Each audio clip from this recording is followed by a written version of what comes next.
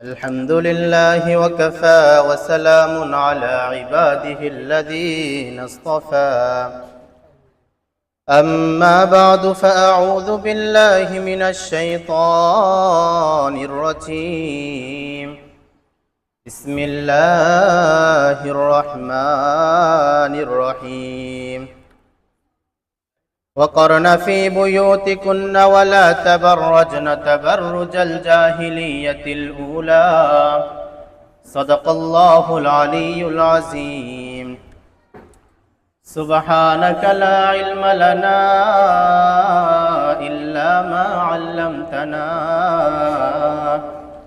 إنك أنت العليم الحكيم محبوب खुदा सल्ले अला नाम मुहम्मद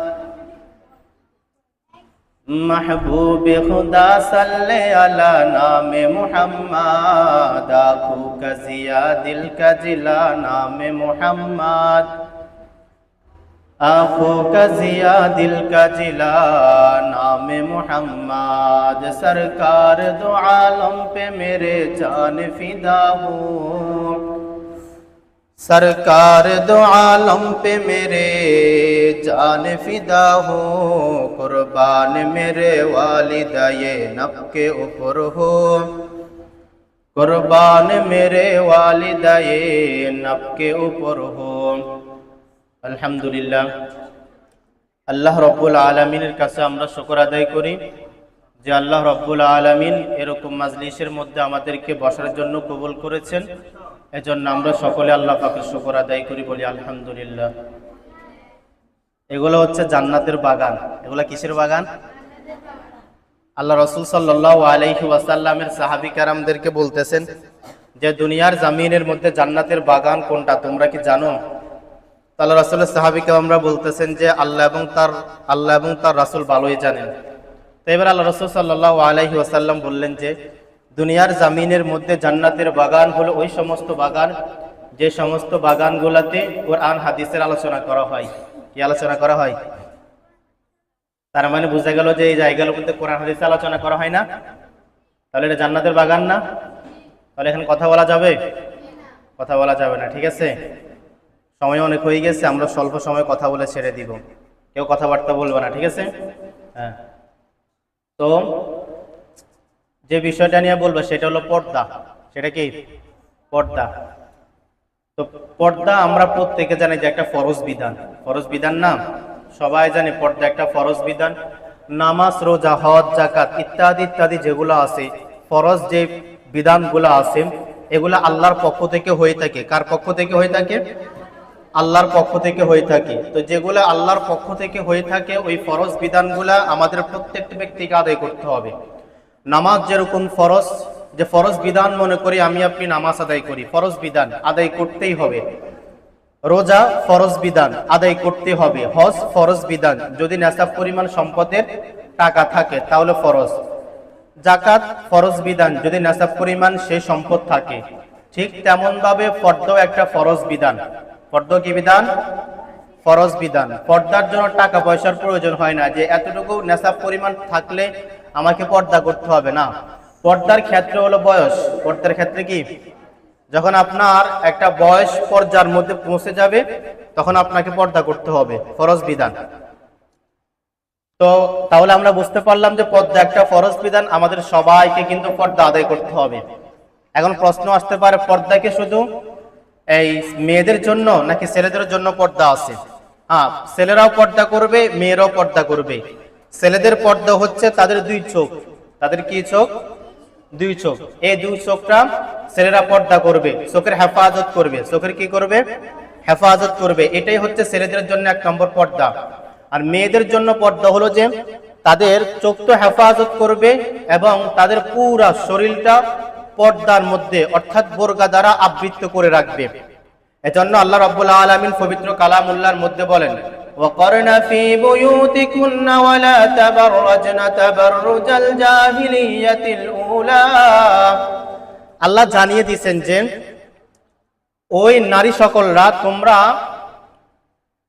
নিজেদের দেহকে আবৃত করে রাখো, জাহিলি যুগের নারীদের মতন তোমরা ঘোরাফেরা করিও না। কোন যুগের নারীদের মতন?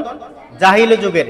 তাহলে বোঝা গেল যে জাহিলি যুগের যে সমস্ত নারীরা ছিল তারা তাদের পুরা দেহটাকে আবৃত করে চলতো না, তারা তাদের শরীরটাকে ঢাকতো না। এজন্য আল্লাহ তাআলা আয়াতের মধ্যে এটাই বলছেন, ওয়াকারনা ফি বুয়ুতিকুন্না ওয়ালা তাবাররাজনা তাবাররুজাল জাহিলিয়াতিল উলা, যে তোমরা জাহিলি যুগের নারীদের মতন চলাফেরা করিও না।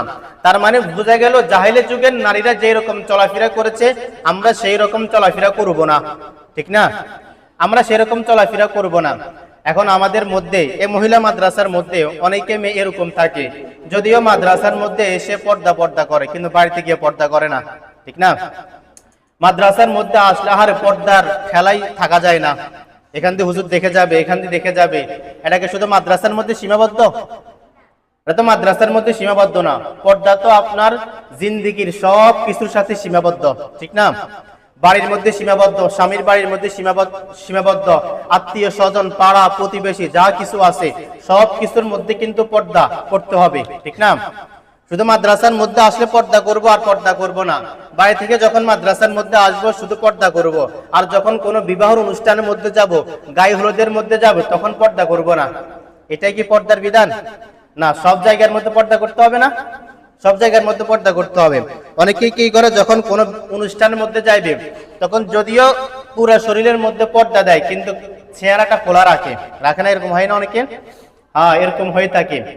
চেহারাও তো পর্দার অন্তর্ভুক্ত, পর্দার অন্তর্ভুক্ত না? অবশ্যই পর্দার অন্তর্ভুক্ত। একবার আল্লাহ রাসূল সাল্লাল্লাহু আলাইহি ওয়াসাল্লাম কোন যুদ্ধের মধ্যে যাবেন, তো আল্লাহ রাসূল যখন কোন যুদ্ধের মধ্যে যাবেন তখন কিন্তু একটা লটারি দিতেন যে আল্লাহ রাসূলের কোন স্ত্রী আল্লাহ রাসূলের সাথে যাবে, একটা লটারি হইতো। তো এক যুদ্ধের মধ্যে লটারি দিচ্ছেন, আম্মাজান আয়েশা লটারির মধ্যে জিতছেন, তো আম্মাজান আয়েশা আল্লাহ রাসূলের সাথে যাবেন যুদ্ধের ময়দানে। তো যখন যুদ্ধ থেকে ফিরে আসার সময় একটা জায়গার মধ্যে অবস্থান করলেন, ওই জায়গার মধ্যে আম্মাজানের গলার হাতটা হারানো গিয়েছে। গলার কি গিয়েছে? হাতটা হারানো গিয়েছে। যারা বড় জামাতে পড়ে তারা ঘটনাটা শুনছে, কিতাবের মধ্যে ঘটনাটা উল্লেখ করা আছে। তো হাতটা হারানো গিয়েছে। তো এবার ওই আল্লাহ রসুলের স্ত্রী আম্মাজান আয়েশা ফালকির মধ্যে করে যাইতেন। এখন আম্মাজান হার খুঁজতেছেন, ইতিমধ্যে ফালকি চলে গেছে। এখন আম্মাজান ফালকির মধ্যে আছে কিনা সাহাবীকে আমরা বলতে পারে নাই, কারণ আম্মাজান এরকম পাতলা ছিলেন, এজন্য বলতে পারে না যে আম্মাজান কি ফালকির মধ্যে আছে কিনা। তো ফালকি চলে গেছে, আম্মাজান হার খুঁজতে তিনি ক্লান্ত হয়ে ঘুমিয়ে পড়ছেন। তো এখান দিয়ে হযরত সাফওয়ান রাদিয়াল্লাহু তাআলা আনহু আসতেছিলেন। তো তিনি আসার পরে দেখলেন যে একটা ছায়া দেখতে পেলেন যে আম্মাজান শুয়ে আছেন। আম্মাজান কি আছেন? এই যে দেখে হযরত সাফওয়ান বলতেছিলেন ইন্না লিল্লাহি ওয়া ইন্না ইলাইহি রাজিউন। আম্মাজান যখন ইন্না লিল্লাহি ওয়া ইন্না ইলাইহি রাজিউন শুনছেন, সাথে সাথে মুখটা ঢেকে ফেলছেন। কি করছেন? চাদর ছিল, চাদর দিয়ে মুখটা ঢেকে ফেলছেন। তার মানে চেহারাটা পর্দার অন্তর্ভুক্ত। চেহারা কিসের অন্তর্ভুক্ত? এখানে জায়গার মধ্যে প্রশ্ন আসতে পারে যে সাফওয়ান কেমনে আম্মাজানকে চিনছেন? কারণ সাফওয়ান রাদিয়াল্লাহু তাআলা আনহু পর্দার বিধান নাজিল হওয়ার আগে আম্মাজানকে দেখছেন। আম্মাজানকে কি দেখছেন? এজন্য আম্মাজানকে দেখা মাত্র সাফওয়ান রাদিয়াল্লাহু তাআলা বলতেছিলেন ইন্না লিল্লাহি ওয়া ইন্না ইলাইহি রাজিউন। আর এটা শুনে আম্মাজান আয়েশা কি করছেন? চাদর ছিল, চাদর দিয়ে পুরো মুখটা ঢেকে ফেললেন। তো তাহলে বোঝা গেল যে চেহারা পর্দার অন্তর্ভুক্ত। চেহারা কি? আপনি কোন অনুষ্ঠানের মধ্যে যাবেন, পুরা শরীরটা পর্দা দিয়ে আবৃত করেছেন কিন্তু চেহারা অন্তর্ভুক্ত, চেহারা খোলা রাখছেন, তো আপনার পর্দাটা হবে? পর্দা কিন্তু হবে না। পর্দা কি হবে না? হবে না। তাহলে চেহারাও ডাকতে হবে। চেহারা কি করতে হবে? ডাকতে হবে। আল্লাহ রাসূল সাল্লাল্লাহু আলাইহি ওয়াসাল্লাম হাদিসের মধ্যে বলেন যে قال رسول الله صلى الله عليه وسلم لعنه الناظر والمنظور إليه। আল্লাহ রাসূল বলেন যে কোন নারী অথবা কোন পুরুষ যদি ইচ্ছাকৃতভাবে একজন একজনের সাথে সাক্ষাৎ করে বা দেখা দেয়, কি দেয়? দেখা দেয়, উভয়ের উপর আল্লাহ লানত, লানাল্লাহ, উভয়ের উপর আল্লাহ লানত, উভয়ের উপর কি? আল্লাহ লানত।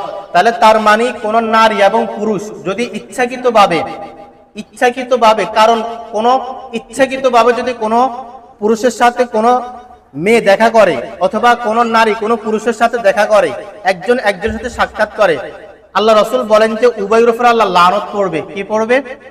আল্লাহ লানত করবে। তার মানে কারোর সাথে দেখা দেওয়া যাবে না, যেগুলার মধ্যে শরীয়তের মধ্যে নিষেধ করছেন যে অমুক অমুকের সাথে তোমরা সাক্ষাৎ করতে পারবে না, তাহলে অমুক অমুকের সাথে যদি তোমরা সাক্ষাৎ করো তাহলে উভয়ের উপর আল্লাহ লানত। উভয়ের উপর কি? আল্লাহ লানত। তাহলে বাড়ির মধ্যে অনেকে স্বাস্থ্য ভাই আছে, জ্যাঠতো ভাই আছে, মামতো ভাই আছে, অনেকে তাদের সাথে সাক্ষাৎ করে না ভাই? করেনি? তাদের সাথে সাক্ষাৎ করে, তাহলে তার সাথে সাক্ষাৎ করা যাবে? কখনোই সাক্ষাৎ করা যাবে না। কখনোই কি করা যাবে না? সাক্ষাৎ করা যাবে না। আল্লাহ রাসূল সাল্লাল্লাহু আলাইহি ওয়াসাল্লাম যখন জান্নাত এবং জাহান্নাম সফর করেছেন, তো যখন জাহান্নামের মধ্যে গিয়েছিলেন তখন দেখতে পেলেন যে কয়েকজন নারীকে বুকের মধ্যে আংটা লাগাইয়া, লোহার আংটা লাগাইয়া আগুনের মধ্যে বাজি করতেছিলেন। কিসের মধ্যে বাজি করতেছিলেন? আগুনের মধ্যে বাজি করতেছিলেন। তো এই দৃশ্য দেখে আল্লাহ রাসূল হযরত জিবরাইল আলাইহিস সালামকে বললেন যে এরা কারা? তখন জিবরাইল আলাইহিস সালাম বললেন যে এরা আপনার ওই সমস্ত উম্মতের নারীরা যারা দুনিয়ার জমিনের মধ্যে তাদের বুকের মধ্যে ওন্না দেয় নাই। কি দেয় নাই? ওন্না দেয় নাই। তো বুকের মধ্যে ওন্না না দেওয়ার কারণে তাদেরকে বুকের মধ্যে লোহার আংটা লাগাইয়া আগুনের মধ্যে বাজি করবে। এরপরে যখন আর একটু সামনের মধ্যে গেলেন, দেখলেন যে কয়েকটা নারীকে মাথার মধ্যে লোহার আংটা লাগাইয়া আগুনের মধ্যে বাজি করতেছিলেন, আগুনের মধ্যে বাজি করতেছিলেন। তো জিজ্ঞেস করলেন এরা কারা? বলে এরা আপনার ওই উম্মতেরা যারা দুনিয়ার জামিনের মধ্যে মাথার মধ্যে ওন্না দেয় নাই। কি দেয় নাই? ওন্না দেয় নাই, তাদেরকে শাস্তি দেওয়া হচ্ছে। তার মানে বোঝা গেল যে দুনিয়ার জামিনের মধ্যে আমাদেরকে চলতে হলে পর্দার সহিত চলতে হবে। কিসের সহিত চলতে হবে? পর্দার সহিত চলতে হবে। আরেকটা হাদিস বলে শেষ করে দিন। আল্লাহ রাসূল সাল্লাল্লাহু আলাইহি ওয়াসাল্লাম যখন জান্নাতের মধ্যে গিয়েছিলেন তখন দেখতে পেলেন যে জান্নাতের মধ্যে অধিকাংশ বাসে ছিল গরিব এবং দরিদ্র। কি ছিল? গরিব এবং দরিদ্র জান্নাতের মধ্যে অধিকাংশ ব্যক্তি ছিল। এরপরে যখন জাহান্নামের মধ্যে গেলেন তখন দেখতে পেলেন যে জাহান্নামের মধ্যে অধিকাংশ নারী ছিলেন। কি ছিলেন? নারী ছিলেন। তো অধিকাংশ নারী জাহান্নামের মধ্যে যাবে এই জন্য বেপর্দা চলাফেরা করার কারণে। কিসের কারণে? বেপর্দা চলাফেরার করার কারণে। তাহলে যদি কোন নারী যদি জান্নাতে যেতে চায় তাহলে পর্দা করতে হবে। যদি বেপর্দা হয়ে চলে তো ওই নারী কখনো জান্নাতের মধ্যে যেতে পারবে না। ওই নারীর ঠিকানা হলো জাহান্নামের মধ্যে। কিসের মধ্যে? জাহান্নামের মধ্যে। তাহলে তোমরা যারা এখানে আসো তোমরা সবাই শুধু মাদ্রাসার মধ্যে পর্দা করবা, বাড়ির মধ্যে পর্দা করবা না, এমনটা করা যাবে না। মাদ্রাসার মধ্যে তোমরা পর্দা করো, বাড়িতে গিয়ে তোমরা নিজেরা পর্দা শিক্ষা দিবা। কিসের শিক্ষা দিবা? তোমাদের চাচতো বোন আছে, মামতো বোন আছে, যারা আছে আত্মীয় স্বজন যারা আছে তাদেরকে পর্দার কথা বলবা যে পর্দা করেন, পর্দা করেন, পর্দা ফরজ বিধান। সবাইকে তোমরা উদ্বুদ্ধ করবা, তোমরা নিজেরা সঠিক পর্দা করবা এবং পরিবারের যারা আছে তাদেরকে পর্দা করার জন্য বলবা। তো সময় সংক্ষিপ্ত, সবকিছু বলতে পারি নাই। আল্লাহ রাব্বুল আলামিন তোমরা যারা আছো সবাইকে সহি পর্দা করার তৌফিক দান করুক। জি আলহামদুলিল্লাহ, অত্যন্ত সারগর্ভ আলোচনা হয়েছে কোরআন হাদিস ভিত্তিক। আল্লাহ তাআলা আমাদেরকে কোরআন হাদিস ভিত্তিক এই কথাগুলো বুঝে শুনে আমল করে অন্যদেরকে প্রচার করে দেওয়ার জন্য তৌফিক দান করুন। এখন হয়তো মাইকের দরকার হলে মাইক ভিতরে নিয়ে যাবেন।